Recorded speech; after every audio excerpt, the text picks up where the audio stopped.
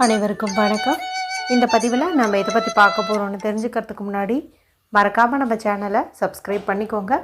பக்கத்தில் இருக்கிற பெல் பட்டனையும் கிளிக் பண்ணிவிட்டு ஆல்கிற ஆப்ஷன் கொடுத்துட்டிங்கன்னா நான் போடுற வீடியோக்கள் எல்லாமே மிஸ் ஆகாமல் நோட்டிஃபிகேஷனில் வந்துடும்.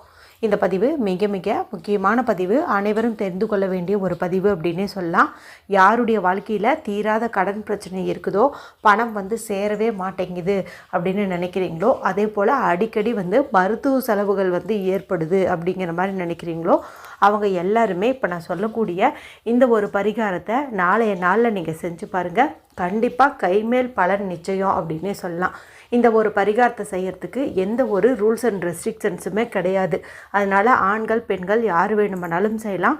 பெண்கள் பீரியட்ஸ் டைமும் இதை செய்யலாம், பிறப்பிறப்பு தீட்டிருந்தாலும் செய்யலாம். எப்படி செய்யணும் அப்படிங்கிறத பார்த்தலாம். நாளைய நாள் பிப்ரவரி மாதத்தின் முதல் தேதி, தை மாதத்தின் 18ஆம் தேதி, நிறைஞ்ச ஞாயிற்றுக்கிழமை.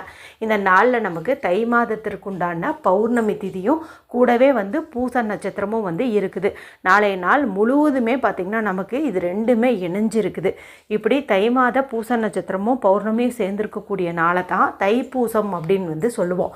இந்த தைப்பூசம் அப்படிங்கிறது முருகப்பெருமான் வழிபாட்டிற்கு உரிய ஒரு நாளாக கருதப்படுது.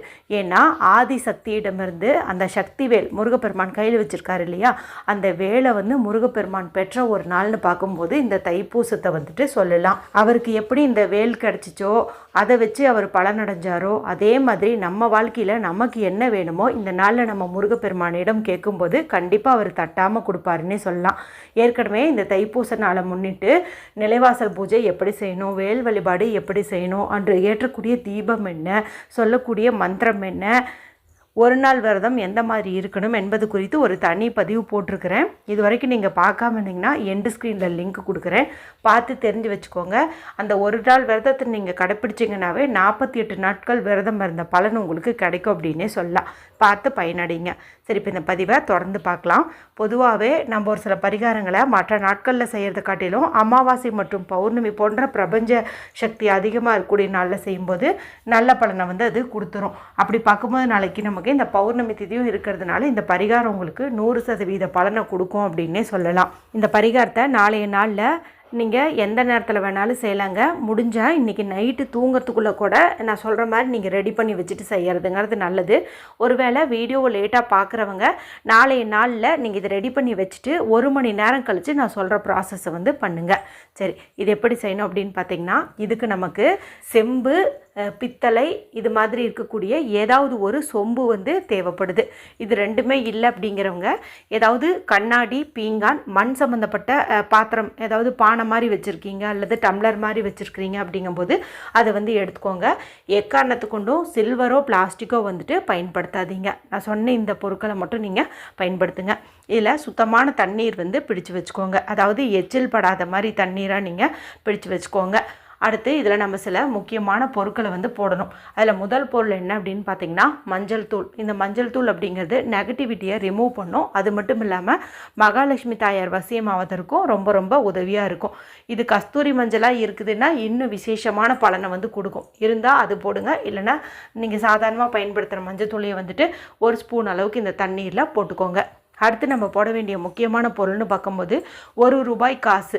ஏன்னா நம்ம கடன் பிரச்சனை தீரணும், பணம் சேரணுங்கிறதுக்காக தான் இந்த பரிகாரம் செய்ய போகிறோம். அதனால் காசு போடுறது நல்லது. இந்த காசை முன்னாடியே தண்ணீரில் கழுவிட்டு அதன் பிறகு இந்த சொம்பு தண்ணீரில் நீங்கள் போட்டுக்கோங்க. அடுத்து நம்ம போட வேண்டிய முக்கியமான பொருள்னு பார்க்கும்போது சீரகம். சீரகம் ரசம் செய்கிறதுக்கெல்லாம் நம்ம பயன்படுத்தும் இல்லையா, அதுதான் நாம் இது ஒரு சமையலறை பொருளாக பார்க்குறோம். ஆனால் தாந்திரிக பரிகாரத்தில் இது ஒரு முக்கியமான இடத்த பிடிக்குது அப்படின்னே சொல்லலாம். அதனுடைய மகிமை குறித்து சொல்லணுன்னா தனியாகவே ஒரு வீடியோ போடணும். அதெல்லாம் சொல்லிட்டு இருந்தோம்னா இப்போ வீடியோ ரொம்ப லென்த்தாக போகும். சரிங்களா, நீங்கள் ஜஸ்ட் அதை போடணும் அப்படின்னு மட்டும் தெரிஞ்சுக்கோங்க. நான் இன்னொரு பதிவு எனக்கு டைம் கிடைக்கும்போது அதனுடைய மகத்துவம் குறித்து நான் உங்களுக்கு சொல்கிறேன். சரிங்களா, இப்போ ஜீரகம் 1 ஸ்பூன் அளவுக்கு நீங்கள் இந்த தண்ணீரில் போடுங்க. அடுத்து நம்ம போட வேண்டிய முக்கியமான பொருள் பச்சை கற்பூரம். கண்டிப்பாக வந்து பச்சை கற்பூரம் தான் போடணும். ஒரு சில சகோதரிகள் வந்து அது எங்கள் வீட்டில் இல்லை, வேறு ஏதாவது சேர்த்துக்கலாமா அப்படின்னு வந்து கேட்பீங்க. ஒரு சிலதுக்கெல்லாம் வந்து சப்ஸ்டியூட் இருக்கும், அதை நானே வந்து சொல்லுவேன். ஆனால் ஒரு சிலதுக்கெல்லாம் வந்துட்டு கண்டிப்பாக இதை தான் பண்ணணுன்னா இதை தான் பண்ணியாகணும், வேறு வழியே இருக்காது. அந்த மாதிரி ஒரு பொருள் தான் நாம் இப்போ தண்ணீரில் போட வேண்டிய பச்சை கற்பூரம். இல்லைன்னா கூட வாங்கிட்டு வந்து வச்சுக்கோங்க. ஏன்னா நாளைக்கு முழுவதுமே நமக்கு டைம் இருக்குது இல்லையா, அதனால் நீங்கள் போய் பச்சை கற்பூரம் வாங்கிட்டு வந்து வச்சு இப்போ அதை வந்துட்டு ஒரு சிறு துண்டு எடுத்து நல்லா உங்கள் விரலாலேயே நுணுக்கி அந்த பவுடரை வந்துட்டு தண்ணீரில் போட்டுக்கோங்க. அடுத்து நம்ம போட வேண்டியது செவ்வரளி பூக்கள். செவ்வரளி பூக்கள் 6ங்கிற எண்ணிக்கையில் போடுறது சிறப்பு. ஏன்னா முருகப்பெருமானுக்கு இந்த செவ்வரளி பூனா ரொம்ப ரொம்ப விருப்பம். இது வந்துட்டு நீங்கள் போட்டுக்கோங்க. ஒருவேளை எப்பாடுபட்டும் உங்களுக்கு வந்து செவ்வரளி பூ கிடைக்கலங்கும் போது சிவப்பு நிறத்தில் இருக்கிற மாதிரி பன்னீர் ரோஜா இருக்குது இல்லையா, அதை வந்துட்டு நீங்கள் போட்டுக்கோங்க. மீண்டும் ஒரு முறை இந்த பொருட்கள் எல்லாம் உங்களுக்கு ஞாபகப்படுத்திடுறேன். செம்பு, பித்தளை, கண்ணாடி, பீங்கான், மண் சம்மந்தப்பட்ட ஏதாவது ஒன்று எடுத்துகிட்டு அதில் எச்சில் படாத தண்ணீர் பிடிச்சிட்டு அதில் நம்ம மஞ்சள் தூள், 1 ரூபாய் நாணயம், ஜீரகம், செவ்வரளி பூக்கள், அதே போல் பச்சை கற்பூரம், இந்த பொருட்களை வந்துட்டு நம்ம போட்டுறணும். சரிங்களா? இதெல்லாம் வந்து போட்டுட்டு உங்களுடைய வலது கையினுடைய ஆள்காட்டி விரல், அதாவது ரைட் ஹேண்டுடைய இந்த பாயிண்டிங் ஃபிங்கரை பயன்படுத்தி ஓம் அப்படின்னு சொல்லிட்டு முருகப்பெருமானுடைய அந்த பிரணவ மந்திரத்தை வந்துட்டு அந்த தண்ணீரில் எழுதிருங்க. இப்போ இந்த தண்ணீரை ஒரு தட்டு போட்டு மூடி வச்சு வடகிழக்கு மூலையில் வச்சுருங்க. அதாவது நார்த் ஈஸ்ட் கார்னர் இந்த இடத்துல வந்து வச்சுருங்க. முடிஞ்ச அளவுக்கு இன்றைக்கி நைட்டே கூட நீங்கள் இது மாதிரி ரெடி பண்ணி வடகிழக்கு மூலையில் வந்து வைக்கிறது சிறப்பு. ஒரு வேளை வீடியோ நாளைக்கு தான் பார்த்தீங்க அப்படிங்கும்போது இந்த தண்ணீரை வந்துட்டு நீங்கள் காலையில் குளித்ததுக்கப்புறமா ரெடி பண்ணி வடகிழக்கு மூலையில் வந்து வச்சுருங்க. ஒரு மணி நேரம் கழித்து நான் இப்போ சொல்ல போகிறத வந்துட்டு பண்ணிக்கோங்க. சரிங்களா? இதில் இந்த 1 ரூபாய் காசு போட்டு வச்சுருந்தீங்க இல்லையா, அதை வந்துட்டு எடுத்துக்கோங்க. எடுத்து உங்களுடைய பணம் வைக்கக்கூடிய இடத்துல வந்துட்டு வச்சுருங்க.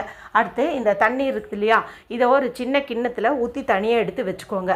இப்போ இந்த சொம்பில் இருக்கிற இந்த தண்ணீரை நாளைக்கு நீங்கள் நிலைவாசல் சுத்தம் பண்ணுவீங்க இல்லையா, அதுக்கும் அதே போல் எப்படி கண்டிப்பாக நாளைக்கு வாசலில் வந்து கோலம் போடுவீங்க, கோலம் போடும்போது தண்ணி தெளிப்பீங்க இல்லையா, அந்த தண்ணீரோட மிக்ஸ் பண்ணியும் நீங்கள் வந்துட்டு தெளித்து விடுறது அப்படிங்கிறது நல்லது. ஏன்னா நம்ம மகாலட்சுமி தாயாரை வீட்டுக்கு வரவேற்கிறோம் அப்படிங்கும்போது நம்மளுடைய வாசல், நிலைவாசல் எல்லாமே வந்துட்டு சுத்தமாக இருக்கணும். அப்போ இந்த மாதிரி ஒரு மகத்துவம் மிகுந்த நீரை வந்துட்டு நம்ம இந்த 2 இடத்துலையும் பயன்படுத்தியிருக்கிறோங்க போது அவங்க ஈஸியாகவே வந்துட்டு உள்ளே வந்துடுவாங்க. அதாவது அட்ராக்ஷனாகி உள்ளே வருவாங்க. சரிங்களா? அதனால் வாசலில் கோலம் போடும்போதும் தெளித்து விட்டுருங்க. நிலைவாசலுக்கு படியிலையும் வந்துட்டு நீங்கள் தண்ணீர் பயன்படுத்தி சுத்தம் பண்ணி புதுசாக சந்தன குங்குமம் வந்து இட்டுக்கோங்க. இப்போது நம்ம தனியாக தண்ணீர் எடுத்து வச்சோம் இல்லையா ஒரு கிண்ணத்தில், அந்த தண்ணீரை வந்து அந்த செவ்வரளி பூக்கள் உள்ளே போட்டிருக்கோம், அதில் பன்னீர் ரோஜா போட்டிருக்கோம் இல்லையா, அந்த பூக்களை பயன்படுத்தி உங்கள் வீட்டில் இருக்கக்கூடிய எல்லா ரூம்லேயுமே வந்துட்டு தெளித்து விடுங்க. குறிப்பாக மூளை முடுக்குகள், அந்த கார்னர் இருக்குது பாருங்கள், அங்கே தான் வந்து துஷ்ட சக்திகள் எல்லாம் வந்து நிரம்பி இருக்கும். அங்கே வந்துட்டு நீங்கள் இதை தெளித்து விடுங்க. எல்லா ரூமுக்குமே வந்துட்டு தெளித்து விடுங்க. பாத்ரூமுக்கும் சேர்த்து தெளித்து விடுங்க.